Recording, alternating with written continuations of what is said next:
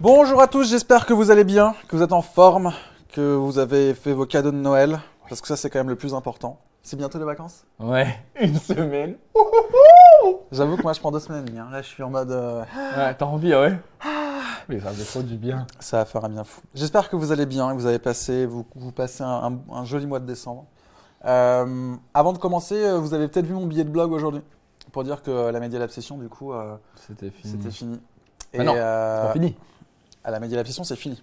Maintenant il y a plein de trucs qui vont arriver.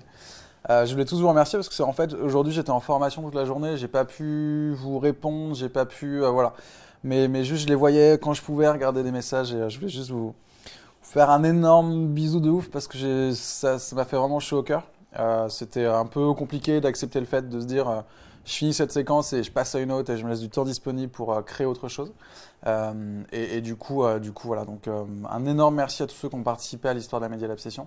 Ça a duré 5 ans, c'est juste un projet incroyable. J'ai commencé, j'étais petit comme ça, j'étais étudiant et j'ai appris un max de trucs. Donc du coup, j'étais petit comme ça. Et du coup, voilà, c'est juste une incroyable expérience que j'ai vécue et je voulais tous vous remercier parce que du coup, j'aurais jamais fait ça tout seul et il y a des dizaines de personnes qui ont participé de près ou de loin. Donc, un énorme merci et voilà, je suis extrêmement touché par tous vos petits messages. Mais maintenant, c'est conversation.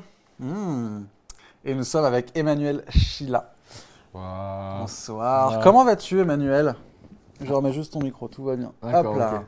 ok. Donc, c'était une tentative Ouais, d'approche. d'approche, ouais, je me suis dit. Emmanuel, je suis ravi de te recevoir Merci pour à la toi. simple et bonne raison que, en fait, tu parles des réseaux. En fait, tu permets de démocratiser et de parler des réseaux sociaux, de parler de comment on prend la parole, de démocratiser toutes ces choses qui sont de plus en plus utilisées ou qui sont des usages de plus en plus importants aujourd'hui. Et je trouve ça chouette en fait que tu le fasses avec humour, avec ton ton à toi et que tu le fasses de façon assez intéressante. Donc on va parler de plein de trucs. Mais la première question, et en même temps je le dis, si vous voulez, parce qu'en fait Emmanuel a un compte Periscope avec pas mal de monde en fait. Tu as réussi à fédérer pas mal de personnes. Du coup, en même temps que là, on est avec notre caméra pour Facebook Live, Emmanuel a mis une caméra juste ici pour son Periscope. Donc, on est sur 2 réseaux sociaux à la fois. Emmanuel, pour commencer, je voulais juste savoir déjà qui t'étais. Emmanuel Chila, qui es-tu? Sachant que je suis vraiment désolé, mais Non, mais ton je vois que micro est tu. très mal placé. Est-ce que tu veux? C'est bon, c'est mieux?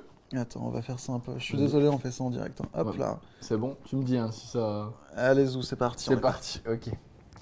Alors, qui je suis? Bah, je suis un petit bonhomme comme toi, à peu près de ça, Ouais. qui vient du nord de la France. Je ne suis pas un Parisien ou quoi que ce soit. J'ai vécu à Dunkerque. Tu connais cette ville magnifique?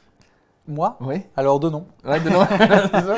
Souvent. J'étais à Lille hier, Ouais. mais c'est voilà, Ouais. l'île un peu lente, mais le reste je connais pas beaucoup le nord de la Ouais, France. c'est un peu au-dessus. C'est une petite ville plutôt agréable, très chaleureuse, avec bien sûr un contexte économique un peu différent, mais une ville avec des gens superbes. Et j'ai fait toute ma scolarité, une grosse partie de ma scolarité là-bas. Ouais. J'ai fait quoi? Bah, j'ai été à l'école, mais j'aimais pas l'école.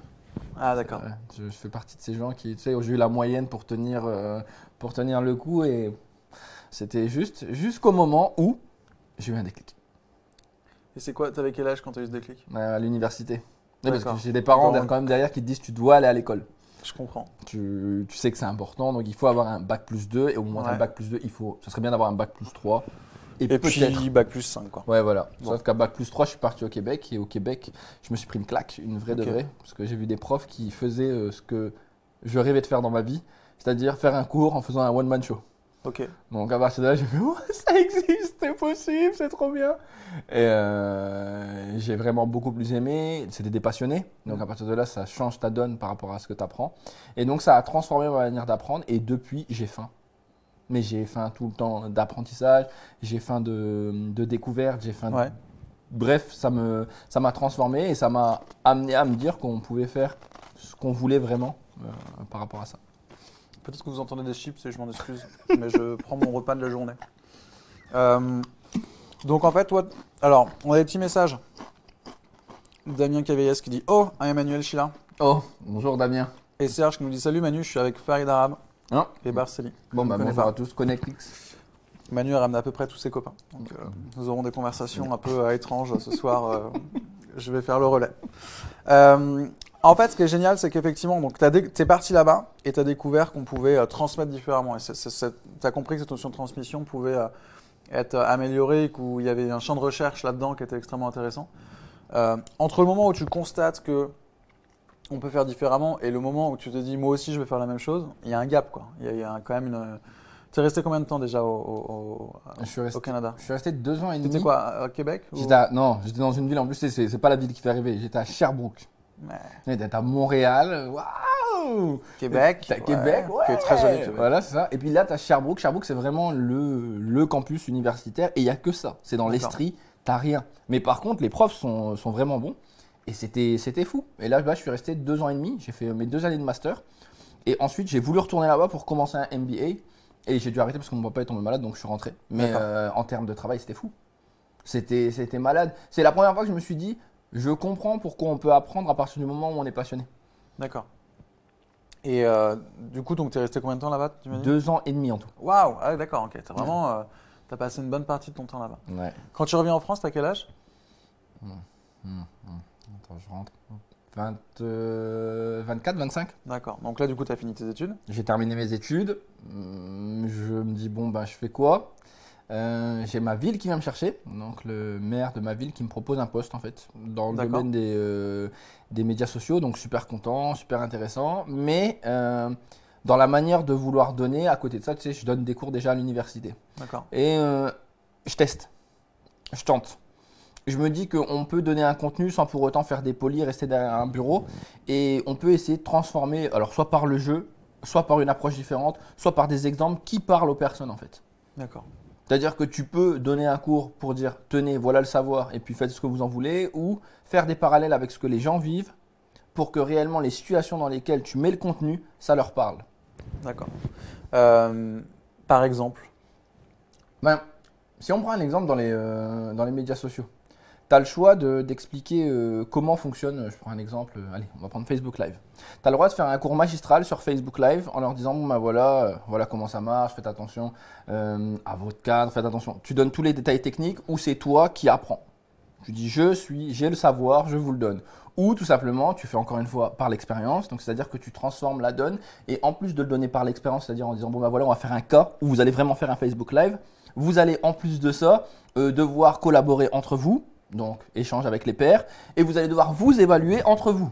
Donc, évaluation par les personnes. Ou après, tu vas distiller de l'information et tu vas faire tout ça sous une forme de jeu pour qu'ils apprécient. Donc, plutôt que de dire, vous allez me faire un live, c'est bon, vous allez créer le nouveau, alors je dis pas les ch'tis à Ibiza ou un truc comme ça, mais la nouvelle émission à la mode, un TPMP évolué, tu vois. Ah oui, touche pas à mon poste. Ouais, voilà, c'est ça. TPMP. Parce que j'étais en mode éducation égale TP égale TPMP. Alors, travaux pratiques. Non.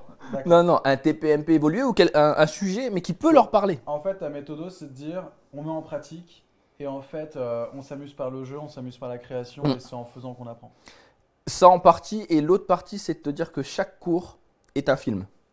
D'accord. Pour moi, je me dis que chaque cours que je vais donner à un élève, il ne sait pas ce qui va arriver. Il va y avoir des scènes de départ, d'introduction, il va y avoir des catastrophes, il va y avoir des moments. En fait, il vit un cours comme un film. Et à la fin, il lui manque que les chips et les popcorn, selon ce qui. Ouais, mais là, on est bien. Tu sais, mais c'est que ça. Mais oui, à la fin, il se termine et il se dit, waouh, j'ai vécu tellement d'émotions que obligatoirement les émotions me rappellent mon cours. D'accord. Est-ce que pourtant on veut donner un cours sans émotion? Parce qu'à un moment donné, en fait, l'émotion est aussi, enfin, c'est un levier extrêmement important pour transmettre. Mais il y a peut-être des choses parfois malheureusement factuelles, un peu chiantes. Est-ce que tu penses que tout peut être traité de cette manière-là ou est-ce qu'il y a quand même des domaines où c'est plus compliqué? Il y a des domaines où c'est complexe, mais où pourtant je vois des gens le faire. Y penser. Tu sais, le gars qui transforme sur YouTube la manière de. Enfin, on s'entend que moi, j'aime pas du tout la science. Enfin, c'est quelque chose qui m'intéresse pas, ça me tente pas. Et pourtant, quand je regarde ce qu'il fait, je suis intéressé, j'ai envie d'en savoir plus et j'ai presque envie de me dire, ce sujet-là, il m'intéresse. D'accord. Donc, je pense que oui, tout est possible. Après, bien sûr, il y a toujours quand même une partie de savoir que tu vas devoir donner de manière brute parce que c'est la base pour le comprendre. Mais je pense que c'est plus facile de l'ingurgiter quand on t'a mis quelque chose autour. C'est un peu comme un hot dog, tu vois. Ouais, l'image est bizarre un peu, d'accord? Mais regarde, prends l'exemple. Regarde. Dans un hot dog, il y a des trucs que t'aimes et des trucs que t'aimes pas. D'accord? Moi, j'adore le pain, j'aime bien la saucisse, mais par contre, ils mettent plein de petits trucs dedans, tu sais, soit des épices, soit de la sauce piquante qui te gêne en fait quand tu le manges. Sauf que comme le reste est plutôt agréable, bah tu la sens pas. Tu la manges naturellement, genre ça te paraît bon et tu te rappelles du goût du hot dog, mais tu te rappelles pas du goût de la sauce. Et donc c'est pareil pour le savoir. En soi, si tu es capable de mettre ce petit truc, bam, ça peut marcher. D'accord. J'avais pas du tout le truc de hot dog, mais j'ai encore cours demain. Je crois que je vais tenter un truc. Bon, moi, je pense j'aimerais bien qu'on regarde une de tes vidéos pour voir un petit peu ce que tu fais. Parce que, et ensuite, je vais te poser la question de savoir si YouTube, c'est un peu la classroom de demain, quoi. Mais on verra ça après. D'accord. Alors, est-ce que tu veux qu'on parle des 3 indispensables pour bien préparer son oral ou on regarde plutôt une vidéo sur Instagram? Oh, les 3 indispensables pour préparer son oral, j'aime bien. Allez, Emmanuel Chula vous propose de regarder comment est-ce qu'on peut préparer son oral. Demain, nous recevons notre plus grand client. Nous avons toutes les informations. J'espère que la présentation est faite. Emmanuel, tu t'en es occupé? Oui, bien sûr. Voici 3 petites choses qui pourront vous aider à préparer votre présentation. Attention, c'est parti. Une présentation PowerPoint à faire. Pour aujourd'hui? Dans 1 heure? 2 heures? Demain? Ah, j'ai le temps là. Je suis large. Non, ne faites surtout pas cette erreur. Ne préparez pas votre présentation au dernier moment. C'est le meilleur moyen de la ruiner. Pourquoi? Vous allez faire 3 grandes erreurs. Stress. La première, vous allez lire vos diapos. Stress. La deuxième, vous n'aurez aucun contact visuel avec votre auditoire. Et enfin, stress. Comme vous ne l'aurez pas préparé à l'avance, vous allez sûrement subir le stress de plein fouet. Et malheureusement, ça, on ne contrôle pas. Un autre conseil simple qui peut vous paraître un peu étrange, c'est de storyboarder votre présentation sur du papier. Et oui, en effet, ne pas utiliser votre ordinateur est le meilleur moyen d'être créatif. Il faut à tout prix éviter de foncer sur PowerPoint. Lorsque vous arrivez sur le logiciel, les templates, les effets et toutes les animations que vous allez pouvoir mettre en place vont en fait vous gêner dans la créativité que vous pouvez avoir autour de votre présentation. Il est préférable de commencer sur du papier, car cela vous ouvre l'esprit et c'est beaucoup mieux. Astuce, cela vous permettra aussi de visualiser l'ensemble de votre plan, contrairement à PowerPoint où vous ne voyez que des slides. J'ai pas besoin de répéter les slides, moi j'improvise. Il est là. Pour convaincre votre auditoire, il faut que celui-ci sente que lorsque vous émettez vos propos, vous soyez confiant. Oh, hello, papagena. Tu es bella con la papaya. Pour être confiant, une seule chose, il faut être à l'aise. Et pour être à l'aise, il n'y a pas de secret, il faut répéter. Le mec, L'improvisation peut vous aider, mais c'est le travail et la répétition qui feront la différence. Et n'oublie pas, on n'a jamais 2 fois la chance de faire une première bonne communication. Donc je compte sur toi pour préparer ta présentation. ah, dis donc.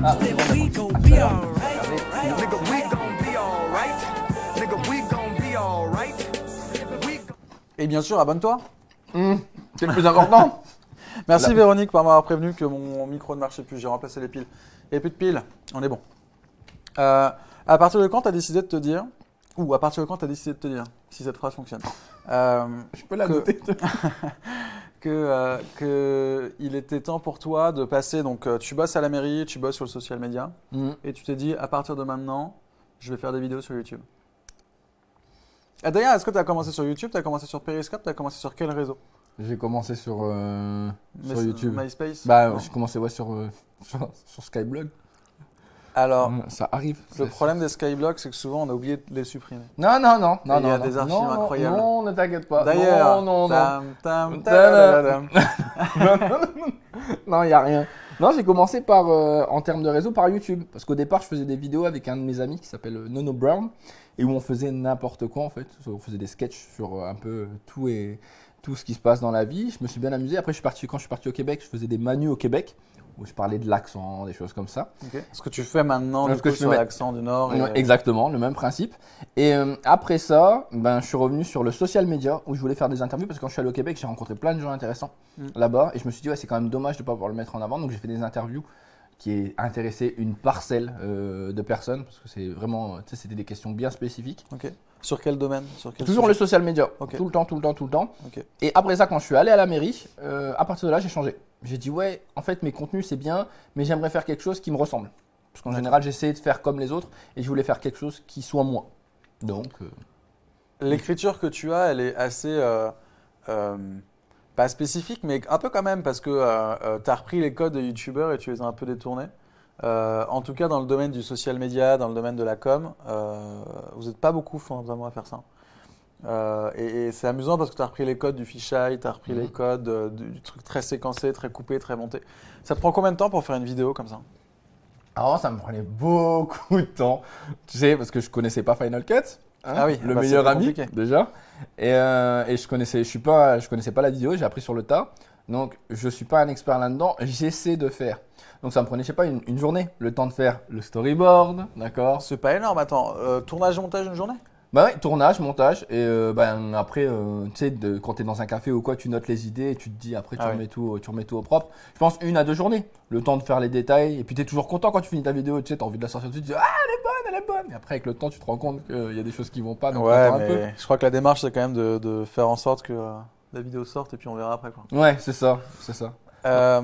D'où te vient ces idées? Vous vous mettez à plusieurs ou... Non, non, mais comment ça devient effectivement le fait de dire tiens, j'ai envie de parler de ça? Quand tu as fait des vidéos, par exemple celle-là, sur comment on prend la parole est trop indispensable pour prendre la parole en public, c'est quoi? C'est parce que du coup, le fait de faire des formations, des workshops et d'accompagner des clients, ça te confronte à des questions, tu te dis tiens, bonne question, boum, je la garde. Ouais, bah c'est souvent, la plupart du temps, c'est ça. Au départ, c'était mes situations personnelles, donc c'est-à-dire les problèmes que moi j'avais eu, les problèmes que mes amis avaient, et ensuite c'est mes clients. En fait, c'est la meilleure, les meilleurs moyens parce qu'ils te donnent des problématiques que toi t'as pas pensé. Ils ont toujours des axes que toi tu te rends pas compte. Donc tu reprends ce point-là et tu dis comment je peux l'amener d'une manière non conventionnelle pour au moins qu'ils réfléchissent dessus un petit peu. Ok. Et ensuite, tu les filmes, tu les écris. Ouais, je tente. C'est t'écris beaucoup ou pas? Ou est-ce qu'il y a pas mal de trucs que tu fais un peu en live et tu dis oh ça passera? Non, les jokes, je les écris pas. Tu sais, Ouais. les petits moments. Je les écrive. Non, Je les je rigole. Je vais le. Attendez, j'ai un coup. Vous avez vu? Non, Il y a une non. nouvelle option dans conversation. Ça s'appelle le coussin pour Romain Saillé. Pas du tout. Alors donc les jokes. Je les écris pas, mais le Ouais. texte, oui. Le texte, en fait, au moins les idées principales avec ce que je veux mettre dedans. Parce que je me suis rendu compte au départ, je le faisais en freestyle. C'était très bien parce que je suis capable de le faire. T'es à Sauf que l'aise avec ça? si tu veux avoir de l'impact, les mots ont un sens. Les mots ont. Le fait de synthétiser, de réussir à donner une phrase courte, claire et précise, ben c'est pas si facile que ça, quoi. C'est quoi le conseil que tu donnerais aux personnes qui nous regardent et qui ont peut-être envie de lancer de monter une chaîne YouTube ou de... Comment ça marche? J'ai envie de dire, faites-le. Ouais, mais tu commences comment? C'est quoi le premier petit step que tu peux faire? Premier step, c'est qu'est-ce que vous voudriez partager. Je pense que c'est ça surtout. C'est qu'est-ce qui t'anime et qu'est-ce que tu voudrais partager avec les autres. Concrètement, au moment où tu t'es posé cette question-là, c'est comment tu pourrais le faire différemment que tout ce qui est déjà fait. Tous Mais les- c'est compliqué de se dire ça, dès le départ, de se dire oh, je dois faire différemment que tout ce qui est fait. Parce qu'il y a quand même beaucoup de choses. Non, non, parce que tu as une chose qui est différente des autres. En soi, toi et moi, on peut parler tous les deux de prise de parole, mais tu sais très bien que si on fait une vidéo, la vidéo n'aura pas du tout la même optique et elle sera différente dans la manière de faire parce qu'on a deux personnalités qui sont, même si le fond est le même, qui sont différentes. Donc obligatoirement, tu vas avoir une essence que moi, j'aurais pas. D'accord. Une manière de faire de. Donc je pense que c'est c'est vraiment ça. qui fait un sujet, développer, devenez un expert sur ce sujet, faites en sorte d'apprendre un maximum et n'attendez pas d'être l'expert de l'expert de l'expert de l'expert Non. pour parler, c'est prenez la parole et vous apprendrez en faisant. Non, c'est ça.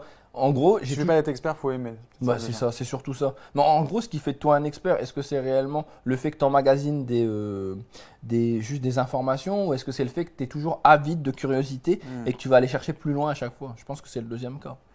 Là, on est sur Periscope Oui, en direct Oui. avec des gens qui font des petits cœurs de Ouais. partout. là un petit peu. Mais Euh, comme on leur parle pas, ils sont moins, tu vois. Mais si, regarde, on leur parle. Regarde, ouais. Pourquoi? Pourquoi Periscope? Ouais. Déjà, à partir de quand tu t'es dit que Periscope pouvait être un bon réseau social et qu'est-ce que tu y trouves là-dedans?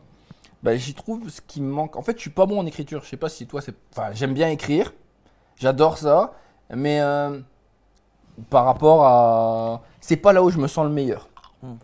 Donc, j'adore parler avec les gens. J'adore interagir à la caméra. C'est là où je m'amuse. Donc au moment où Periscope est sorti, les vidéos YouTube c'est super, mais c'est à un moment T où on me filme et où je fais ma scène et en soi j'ai pas d'interaction. Là, Periscope, quand il est sorti, pour moi, j'ai dit, mais c'est magnifique. En soi, je n'écris pas de billets de blog, j'ai les idées, je vais pouvoir interagir avec les gens, je vais échanger avec eux, ils vont me répondre, il va y avoir de l'interaction et je vais pouvoir reprendre sur leurs propos. Je me dis, ouais, il y a quelque chose à faire. Bon, après, ça prend du temps, tu touches pas toujours les gens que tu veux au départ, mais à côté de ça, tu as des vrais échanges. On a des petits clats et des petits cœurs, ce vidéo. Des petits cœurs partout. D'accord. Là-dessus, pour moi, ça fait toute la différence et c'est ça réellement la force, c'est l'interaction.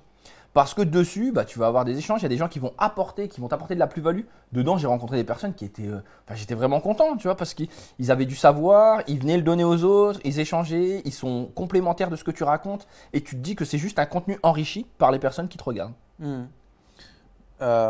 Qu'est-ce que tu fais de différemment? Pour ceux qui ne connaissent pas trop Periscope, explique peut-être le concept Oui. et qu'est-ce que tu fais différemment des autres réseaux sociaux? Dessus? Ouais.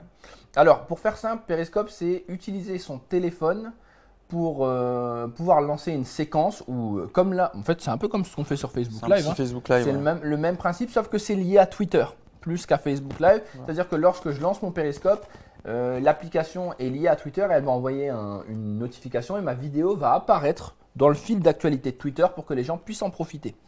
Ce qui fait que les deux communautés sont différentes et on a une différence par rapport à Facebook Live, c'est l'interaction. Ouais. Là, quand on se parle, on a 15-20 bonnes secondes de retard. Ouais. Donc c'est compliqué d'interagir. Nous, Alors on que en toi, a t'es une en- ou deux, je pense, qui sont là. D'accord. Le fait que tu puisses développer une communauté sur Periscope, tu as combien de personnes qui te suivent aujourd'hui? Là, 22 000. 22 22 000. Est-ce que ces 22 000 personnes, tu arrives un peu à savoir qui elles sont, avoir des relations avec elles, à enrichir quelque chose? Moi, je pense principalement à des marques finalement, qui auraient envie de se mettre sur Periscope. Comment on fait en fait? Tu as plusieurs optiques. C'est soit tu fais de la masse, donc c'est-à-dire que tu vas donner un programme qui permet à tous d'en profiter. Tu sais, une sorte de quelque chose d'exclusif, un contact avec quelqu'un, une relation qui va être différente, ou à l'intérieur, tout le monde va pouvoir bénéficier de ça.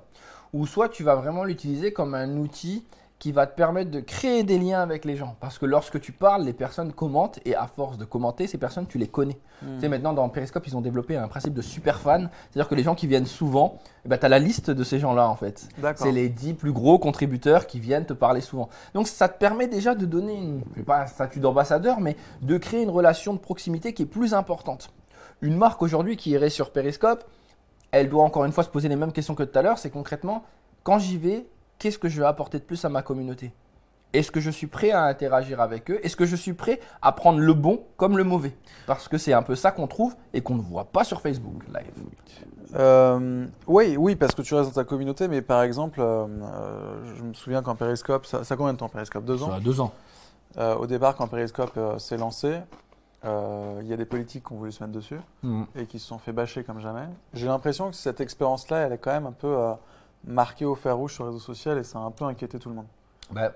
Il a eu une suite de fails qui était énorme entre François Hollande, qui va faire une rencontre qui est filmée et qui ne contrôle pas derrière les commentaires, c'est-à-dire qu'il le prend comme une caméra et qui ne prend pas en compte, qui se fait bâcher, qui se fait traiter de tous les noms. Serge Aurier, qui lui a été le sponsor officiel de Periscope avec son histoire où il a traité les joueurs du PSG.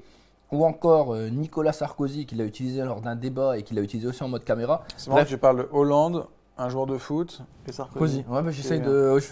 Tu varies les plaisirs. Moi, je tente un peu. Et après, on a le pire. On a les suicides. Tu sais, qui se font. Deux suicides. Et on a eu 2 suicides. On a eu un suicide en France qui s'est fait sur Periscope. C'est se filmer en train de mourir. C'est assez glauque. On appelle un stunt. Et en Russie aussi. En Russie, concrètement. Deux jeunes Russes qui se sont enfermés, échangent avec la police et ils se sont tués devant Periscope. Donc tu te dis qu'avec ça, les gens s'arrêtent sur ça, plus le mauvais côté que tu vois partout, chicha, contenu inintéressant, insultes.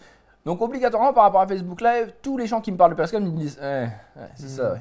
Je vais y aller. Alors toi, comment tu fais? Parce qu'il y a une vraie question derrière quand même qui est du coup…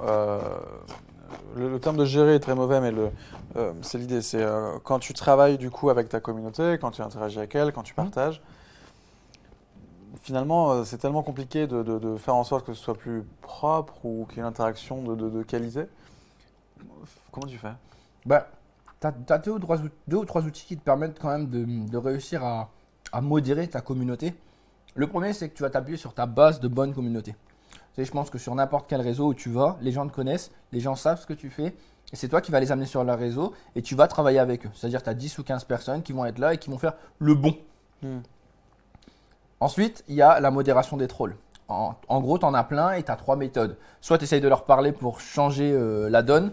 Donc concrètement, c'est des gens qui ont besoin d'exister. Donc ils ont juste besoin que tu les… Aimez-moi. Ouais, voilà, c'est ça. Je suis là. Donc dans ces cas-là, tu essaies de les transformer et parfois ça marche assez souvent. Soit la deuxième solution, c'est tu comptes sur la bienveillance de ta room en fait. Parce que sur Periscope, les gens peuvent modérer eux-mêmes. Ils font de l'automodération, ils vont dire on signale ce commentaire et donc toi tu n'as rien à faire, c'est eux qui l'ont fait pour toi. Mais ça veut dire encore une fois que ta base est bonne. Okay. Et enfin le dernier point, c'est tu es un peu plus drastique, tu bloques. Donc la personne, tu l'expliques au départ, un peu comme une charte de modération. Écoutez, c'est simple, si vous parlez mal ou que vous avez des insultes, on va devoir vous sortir et je ne chercherai pas à vous faire rentrer après. Et donc tu vas bloquer les gens. Ça te permet de garder toi ton fil conducteur et de laisser les gens qui ont envie d'avoir ton contenu pouvoir en profiter. Au-delà de Periscope, tu accompagnes des marques dans leur développement sur les réseaux sociaux. C'est quoi les remarques qu'on te donne le plus et est-ce qu'ils comprennent ce que c'est vraiment? Réseau social dit communauté, dit ouverture, dit, tu vois, il y a un tas de valeurs à mettre derrière. Comment tu leur permets de comprendre ça et de leur faire accepter que la manière de communiquer est un peu différente aujourd'hui? En général, c'est intéressant le principe de wording que tu utilisais au départ parce que je le fais souvent en début de formation pour voir eux ce qu'ils mettent derrière les réseaux sociaux. Et on voit que les mots que nous on prend, communauté, ouverture, interaction, c'est pas les premiers mots que eux mettent en avant. Eux c'est promotion, visibilité, d'accord. Et après ils te mettent tout de suite l'autre mauvais côté, critique, peur, irréputation, danger. D'accord. Donc ça fait que là-dessus tu as quand même un gros travail de démystification de ces réseaux-là et ensuite un travail d'accompagnement dans la manière d'aborder Periscope, dans la manière d'aborder les réseaux, c'est-à-dire comment on fait, c'est quoi la stratégie, à quoi ça peut nous servir, qu'est-ce qu'on peut faire dessus, c'est quoi les opportunités, quels sont les contenus, combien de temps ça prend. Il y a tout encore un gros travail à faire et ils ne se rendent pas compte au départ de tout ce qu'on doit faire. Quand ils s'en rendent compte, ça les rassure, mais là ils se disent ça demande du travail en fait d'être sur les réseaux. Et après, tu as le côté KPI qui vient derrière et qui est concrètement… Les chiffres clés. Voilà, les chiffres clés qui vont appuyer le côté on veut du ROI. Parce que ça, c'est une donnée. Je ne sais pas si… Donc on veut du retour sur investissement. Excuse-moi, on veut du retour sur investissement qui soit réellement important. Parce que ça, ils te le demandent tous. Ils te disent on va, mais on veut. D'accord. Et quand tu entends ça, des fois, tu leur dis on va et on va voir. Tu sais, tu peux pas dire tout de suite ce qui va se passer. Et ça, il y a certaines entreprises qui ont du mal à le comprendre. Je voudrais qu'on regarde ta vidéo que tu as réalisée sur Instagram pour comprendre.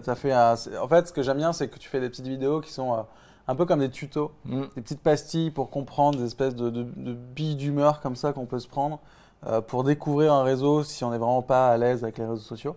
Avec pas mal, j'ai mis Sunlight dans les hashtags de la cover parce que c'est extrêmement solaire, je trouve, et tu dégages un truc et genre, on a envie de se dire, tu donnes confiance en fait, ça c'est agréable, on a envie de se dire, ah bah cool, ça a l'air chouette et on a envie de se marrer avec ça. On regarde ta vidéo sur Instagram et on parle après de comment est-ce que du coup on arrive à raconter des histoires sur différents réseaux sociaux. Hello, salut à tous. Aujourd'hui, on s'arrête rapidement sur les astuces qui vont vous permettre d'améliorer votre compte Instagram. Attention, c'est parti. Que peut-on faire sur Instagram? La première chose et la plus importante, prendre des photos. Enfin, des belles photos. Mettre votre marque en scène. Offrir de l'exclusif. Vous pouvez aussi faire des tutos. Ça marche bien. Ne pas faire que du me, myself and I. Partager des moments de vie de votre entreprise. Prendre des belles photos. Vous pouvez aussi parler de vos produits, mais différemment. Faire sourire les gens. Bon, je sais, c'est pas original, mais regardez ce que les autres font, c'est-à-dire vos concurrents. Mettez en avant votre communauté. Un tout petit point au cas où je vous l'aurais pas dit. Faites des belles photos. Comment bien utiliser les hashtags sur Instagram? Alors la première chose, n'utilisez pas tout et n'importe quoi comme hashtag. Réfléchissez au sens du hashtag que vous allez utiliser. Regardez vos concurrents. pour avoir des tendances, c'est beaucoup mieux. Regardez si vous le pouvez les influenceurs. En général, ils vont vous donner les bonnes tendances à suivre. C'est un peu bizarre comme phrase, mais regardez les hashtags liés au hashtag que vous avez choisi. Ouais, c'est ça.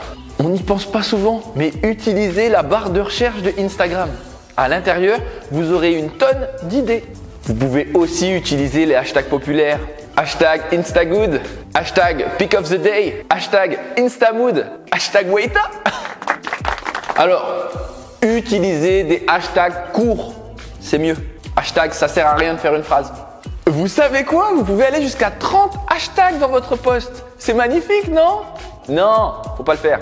En général, il est préférable d'utiliser quelques hashtags. C'est mieux. Et n'oubliez jamais, trop de hashtags tue le hashtag. Rest in hashtag. Comment bien utiliser les stories sur Snapchat? Non, sur Instagram, oui. Votre vie, c'est bien, mais c'est pas obligatoirement intéressant. Pensez à faire des contenus qui vous lient à votre communauté. C'est mieux. Si vous pouvez, utilisez Boomerang. C'est tellement bien. Mentionnez les gens dans vos stories. Ça sera un moyen d'avoir un lien avec eux. Pour ceux qui veulent vendre, n'hésitez pas à utiliser des liens externes. Ça peut paraître bête, mais si vous faites un contenu original et créatif, ça peut intéresser les gens. Oui, oui, c'est vrai. Le plus important quand on met un contenu dans une story, c'est pas de se dire qu'il nous intéresse. C'est mieux que ça soit pour les gens quand même. S'il vous plaît, soyez créatif, original et intéressant. Ça fait toute la différence dans une story. Attention, ce n'est pas parce que vous avez Snapchat que vous devez mettre la même chose sur Instagram. Merci beaucoup. On se retrouve la semaine prochaine pour une prochaine Minute Social Media. En attendant, vous pouvez me retrouver sur Periscope tous les jours dans la manutinale. Et si jamais vous souhaitez avoir des informations, n'hésitez pas à venir faire un petit tour sur www.waita.fr pour avoir toutes les formations autour des réseaux sociaux. En attendant, comme on dit chez moi, Waita. Ta. Ta.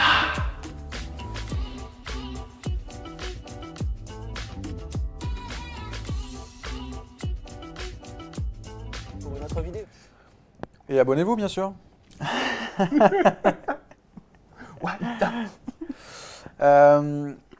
Est-ce que tu arrives à mesurer l'impact que tu as avec ces vidéos? Quel est ton objectif déjà? Et est-ce que tu arrives à mesurer l'impact que tu as et c'est quoi tes métriques qui font que tu es content ou pas quand une vidéo sort? Alors, j'en ai plusieurs. Un, c'était augmenter ma visibilité et pouvoir mettre en avant mon expertise. Ça, Ok. c'était mes deux gros objectifs. Dans les KPI que j'ai, c'est le nombre de vues, qui peut être un indicateur, les commentaires et surtout si ces vidéos vont être transformées pour des demandes clients, des demandes de formation. C'est-à-dire que des gens, des entreprises qui vont regarder les vidéos, qui vont la voir par quelqu'un, vont dire « Ah bah tiens, on a vu votre vidéo, on trouve que ce que vous faites c'est intéressant, on voudrait avoir des formations ». D'accord. Ce qui à la base n'était pas ma première raison, mais j'ai vu que ça marchait. Donc je me dis… C'est un peu ton CV en fait. Ouais, c'est ça. C'est la preuve. Je me dis, comme c'est vraiment le personnage que je vends quand je vends la formation, je dis pas que je suis drôle comme ça, mais c'est ce que je veux. Je me suis dit, autant que ça soit ce que je fais.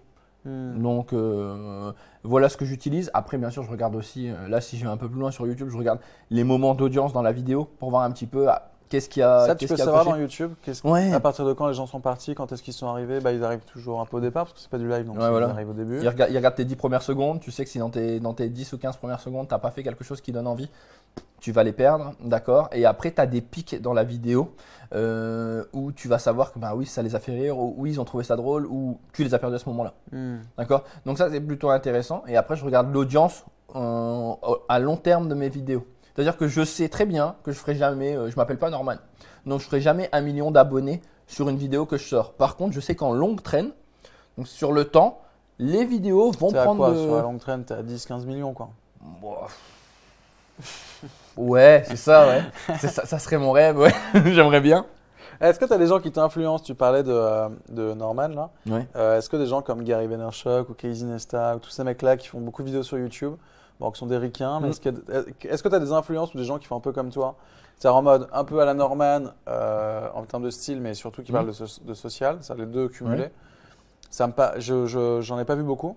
Est-ce qu'il y a des Ricains ou est-ce qu'il y a des Français ou d'autres d'ailleurs ailleurs qui t'inspirent? Ouais, il y a des ricains, mais c'est pas dans des formats YouTube, c'est des formats de conférences à la tête qui m'intéressent beaucoup. Moi, j'ai juste utilisé l'humour parce que je sais que ça peut parler aux gens, mais les gens qui m'inspirent, bah, je suis sûr que tu vas être d'accord avec ça. Seth Godin en marketing. Donc Seth Godin, ancien directeur marketing de Yahoo. Ouais, voilà, auteur de Tribes, les marketeurs sont des menteurs. Permission Marketing. Permission Marketing. C'est mon. La supercherie d'Icar. Ah, c'est celui-là ton préféré? La supercherie d'Icar. Bref, il y en a plein. Tu les as là, hein? Non, Seth Godin, j'ai celui-là qui est incroyable. Ah, ça. Ah, c'est à vous de jouer. C'est un bouquin très très inspirant pour quand on a envie de se lancer, quand on se pose plein de questions. Ouais. Guy Kawasaki, dans le même registre de Qui doit être pas loin aussi. ex-évangéliste d'Apple, Simon Sinek, mais ça, je pense que c'est la Bible de n'importe quel communicant. Ouais. Donc, c'est ces gens-là qui me donnent envie. Et après, c'est des gens qui n'ont rien à voir. Je vais te donner Steve Harvey, ça te dit quelque chose? Ah bah non, putain, cool, je suis content de découvrir des nouveaux mecs, parce que j'en ai marre de tourner toujours sur les mêmes. Non, Steve Harvey, parce qu'il n'a rien à voir. C'est mais non, mais vraiment. Il fait du porno. Non, c'est toujours Rocco, oui, mais c'est à peu près la même chose. Non, il est. Je suis vraiment désolé, on est très très fatigué, on est vraiment en fin de semaine, fin de saison, et pardon pour cette blague très très limite. Non, il a écrit Think like a man, act like the ladies. Genre, il t'explique les comportements amoureux, mais par contre, dans son approche, c'est encore une fois quelqu'un qui explique avec pédagogie et avec humour les relations. Et pour moi, c'est de là peut-être qu'on doit aller chercher aussi les choses pour réussir à expliquer nos sciences de manière beaucoup plus simple, plus imagée. Ok. Ah, et le dernier français qui est polémique, mais que j'adore, Idriss Aberkan. Ah, alors, polémique. Polémique, oui. Polémique. Énormément, mais polémique sur des diplômes, d'accord? Mais sur le fond, je suis désolé, tu peux lui reprocher tout ce que tu veux. J'ai rarement vu un vulgarisateur dans son genre. Son bouquin, ça veut dire que ma petite sœur qui a 14 ans peut comprendre les images qu'il utilise à l'intérieur et peut comprendre ses raisonnements. Et juste pour ça, je le félicite. Après… Sa capacité à driver… Ouais. Ok. Bah voilà. Ça, c'est fait. Voilà, c'est bon. Hein. Non, parce que je réponds salut, effectivement. Non, mais ça pose une question, par exemple. Alors, restons sur ce cas. Alors, sur ce cas et pas sur ce cas. C'est-à-dire, comment tu gères le fait que… le fait de parler de communication, de social media, tu rentres sur des communautés qui sont assez sensibles parce que c'est du business, c'est des business d'agences, ce genre de choses. Comment c'est pris en fait? Le fait que toi, tu t'imposes quand même sur ce marché-là parce qu'il y a quand même une audience qui te suit. Est-ce que tu as des trolls qui te suivent? Parce qu'il y a beaucoup de personnes qui peut-être ont envie de monter une chaîne YouTube, peut-être monter une chaîne sur Facebook ou ce genre de choses. Comment est-ce que tu gères le fait d'avoir des personnes qui peuvent te dire tout et n'importe quoi, à la fois sur Periscope, sur YouTube, Est-ce que tu le prends toi à cœur? Est-ce qu'il faut s'en attacher? Comment on fait? Est-ce qu'il faut en avoir peur? Et c'est les chips, hein, ça c'est. Ouais, c'est ça qui. Est-ce qu'il faut en avoir peur? Comment on gère le bad buzz, ce fameux mot un peu valise qu'on utilise? Pour l'instant, j'ai de la chance. J'en ai pas beaucoup, donc je suis plutôt content là-dessus. Après, tu sais très bien, il y a quelque chose de simple. À partir du moment où tu fais quelque chose, obligatoirement, les gens qui ne l'ont pas fait vont trouver que c'est pas normal que tu le fasses. Okay. Donc, tu vas avoir des haters, tu vas avoir des trolls, tu vas avoir des gens qui disent que ce que tu fais, c'est pas bien, que tu pourrais faire mieux. Tu vas avoir des experts qui auront l'impression que tu es en train d'essayer de prendre leur place, donc qui pourraient à un moment, si jamais tu te décales un peu trop, te remettre à ta place. Mais en soi, le plus important, c'est que tu sois toi. C'est que ce que tu donnes comme contenu, ça soit vérifié, que ce que tu fasses, c'est que tu en aies envie et que tu essaies surtout de suivre ton sentier. Ce qu'on te donne dans tous les bouquins, c'est le fait de te dire ose être toi, ose faire. À partir du moment où derrière, tu as le bagage pour pouvoir faire ou que tu te donnes les moyens de faire. Donc pour moi, j'ai envie de te dire que pour l'instant, j'ai pas eu encore de grosses attaques de la part de personnes. J'ai des petits trolls, mais je m'en amuse. T'aimes pas, je peux pas plaire à tout le monde, c'est pas grave. Les gens qui me disent mais tu peux pas faire de la formation en étant drôle, ça va pas Manu, ça marche pas. Ben oui, je peux pas le faire, mais si je le fais. Et puis je veux ce côté léger parce que j'ai pas envie de faire comme tout le monde. J'ai pas envie de faire le code que j'avais tout le monde. Je m'étais promis quand j'étais petit, et Romain, j'ai eu un prof à l'université et le prof était derrière son cours. En France? En France. Derrière son bureau et je lui en veux pas. Il a ouvert son cours, il est venu avec des polis et il nous a lu ça pendant 3 heures. Ah, nanana, nanana. Et je lui ai dit, j'ai terminé son cours, j'ai eu la moyenne dans son cours, et je lui ai dit, monsieur, écoutez, je vais vous dire quelque chose, j'aime l'enseignement. Vraiment, votre cours était intéressant, mais je n'aime pas comment vous enseignez, parce que vous ne faites rien. Et il m'a dit, oui, mais c'est comme ça. Et j'ai dit, non, c'est pas comme ça. J'ai dit, on peut faire autrement, je suis persuadé qu'il est possible de donner un cours différemment. Il m'a dit, oui, c'est ça, Emmanuel. Je suis retourné le voir il y a 1 an. Ah, drôle. Ah bah oui, bah bien sûr, parce que c'était le but. Je suis retourné le voir il y a 1 an, et je suis allé le voir et je lui ai dit, monsieur. Il m'a dit, ah, vous allez bien, oui. On a parlé, on a pris un café, et je lui ai dit, vous vous rappelez, je vous ai fait une remarque. Il m'a dit, oui, tu m'as dit qu'on pouvait changer. Et je lui ai dit, ben regardez. Et donc, je lui ai montré mes supports, je lui ai montré des cours, je lui ai montré des vidéos, et je lui ai dit, vous voyez que c'est possible. Et il m'a dit, oui, mais c'est pas quelque chose qu'on m'a appris. Donc, c'est-à-dire qu'il y a des paradigmes qui sont ici et qui sont faits que on doit enseigner comme ça, on doit faire comme ça, c'est obligatoirement comme ça. C'est complètement faux. Je pense que si réellement tu veux t'assumer comme tu veux dans ce que tu vas faire, tu dois juste faire tes propres lignes à toi et te dire que si tu te sens bien à l'intérieur, eh ben, tu dois continuer. C'est cool ça. Donc, toutes les personnes qui nous regardent, qui ont envie de monter des chaînes YouTube, de faire des projets, allez-y à fond. Faites-le, Quoi. ouais. Je Allez-y pense. à fond. Comment on se donne les moyens de faire Qu'est-ce qui t'inspire, toi, au-delà des auteurs Qu'est-ce qui te donne la… T'es arrivé tout à l'heure en disant j'ai faim. Ouais. J'ai faim. J'ai faim. Les gens Et- qui sont autour de toi. Bon, après, il va croire que je lui fais plaisir en disant ça, mais des gars comme Romain, d'accord. Arrête de taper dans le micro, c'est Allez, vraiment s'il te pas plaît. gentil pour les gens. Bon, dans ton ventre Là. Ça, c'est peut-être pas mieux. Non, mais des gens comme toi, des gens comme Mounira, les gens que j'ai eu dans mon environnement, en fait, ont fait que obligatoirement, comme ces gens-là étaient fous, j'étais obligé d'être fou. La dynamique que tu vas avoir autour de nous Mounira va est t'amener. beaucoup plus folle que moi, mais pas… Non, pardon, c'est de la privée. Mais Un petit peu. ouais, c'est l'environnement qui fait que tout d'un coup, tu as décidé Oui. de prendre le pli, prendre le pas. Et- Ça a déclenché. Mais tu vois, pour les personnes qui ont pas… Moi, c'est une question qui me provoque beaucoup parce que… et j'en suis totalement conscient, et c'est entre autres pour ça que je voulais faire conversation, c'est effectivement, on a la chance d'être entouré de gens comme ça, mais comment on fait quand on est… tiens, moi, je me revois quand j'étais enfant, en région parisienne, où c'était voilà, un petit village, machin, où tu n'es pas entouré forcément de cette dynamique-là, tu es entouré de plein d'autres dynamiques hyper positives, mais peut-être pas de celle-là. Comment on fait, tu vois, comment on démarre, comment toi, tu vois, Quand j'ai commencé, mais, regarde, je vais te donner encore un autre exemple et tu me dis ça, si ça te parle. Avant de faire tout le côté média social, j'ai fait un côté tout simple. Je suis toujours parti d'une chose, ma passion. Et j'ai voulu parler d'amour. Parce que je trouvais ça cool. Ouais, c'est bon, chaud. tu peux te Non, moquer. non, je me ouais. moque pas, je trouve ça très chaud. C'était. Ça dépend comment on en parle. Mais Bah ouais, je trouve ça bah très c'était. chaud. Mais non, mais parce que tu sais, les filles parlent souvent d'amour. Elles te disent, ouais. Dans les magazines, je lisais, je disais, ouais, c'est bien, tout le temps, les filles, elles ont pas de chance, elles sont plaquées. Les gars sont des salauds, on est des mauvais, on n'a pas d'émotion. Je me suis dit, mais un gars, est-ce qu'une fille Ouais, a tu une idée lisais de. Fan 2 aussi, là, à un moment donné. Ouais, mais non, mais attends, non, mais il y a T'étais des. jeune. Ouais, j'étais jeune T'étais à jeune. ce moment-là. Mais en gros, tu avais peu de garçons qui parlaient de sentiments. Et donc, je me suis dit, ben, pour une fois, je vais tenter. Et je vais parler à cœur ouvert en termes d'émotion. Sans faire le mélodrame, mais vraiment pour expliquer ce que je ressentais. Et j'avais aucune connaissance en blog. Je connaissais les réseaux sociaux parce que j'avais une page Facebook. Et j'ai tout appris sur le tas.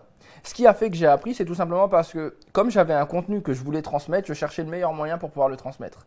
De là, je me suis dit, bon, bah, comment je peux faire? Donc, j'ai été chercher les gens qui faisaient ça. Donc, j'ai regardé les autres. Donc, j'ai fait de la veille, obligatoirement. En faisant de la veille, ça m'a inspiré. J'ai vu des formats qui étaient intéressants. J'ai évolué. Ensuite, en faisant ça, obligatoirement, je suis allé dans des événements qui étaient intéressants pour moi, où je pouvais aller glaner de l'information. Tout ça, il n'y a personne qui m'a forcé à faire. J'ai fait parce que je voulais aller plus loin dans mon projet. Mais il n'y a pas quelqu'un qui m'a dit, vas-y, go, tu peux y aller. Si, j'ai rencontré des personnes qui m'ont dit, hey, c'est cool ce que tu fais, continue. On aime bien, c'est pas mal. La communauté qui se crée tout doucement et qui dit merci. Ça, c'est peut-être les petits leviers qui font que tu as le pied à l'étrier. Allez, vas-y, avance.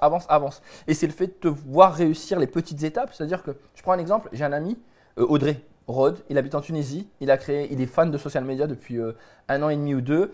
Il veut en faire son métier. Il écrit dessus, il fait des billets, il essaye de faire des vidéos. Il a eu 100 abonnés.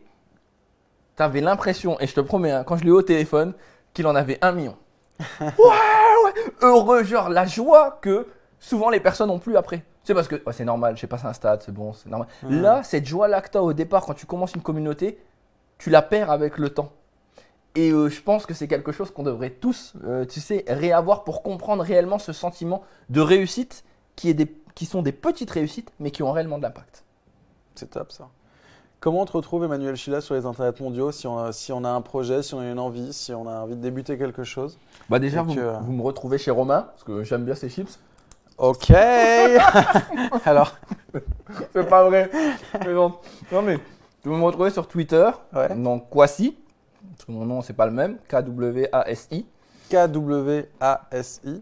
Bon, c'est mon prénom africain, c'est pour ça que j'ai D'accord. gardé ça. En fait, t'as un nom par rapport au jour où tu nais. D'accord. Kwame, Kwasi, Kwaku. Donc à chaque fois ça change. D'accord. Ok. Donc ça c'est sur Twitter. Tu peux me retrouver sur YouTube. Abonnez-vous. Abonnez-vous, évidemment. C'est quoi c'est youtube.com/ YouTube.com/, soit tu tapes Emmanuel Chyla, soit Waita. Sur les deux, tu tombes. Waita, dessus. W-A-Y-T-A. Qui C'est veut- le nom de ton agence. Ouais. What are you talking about?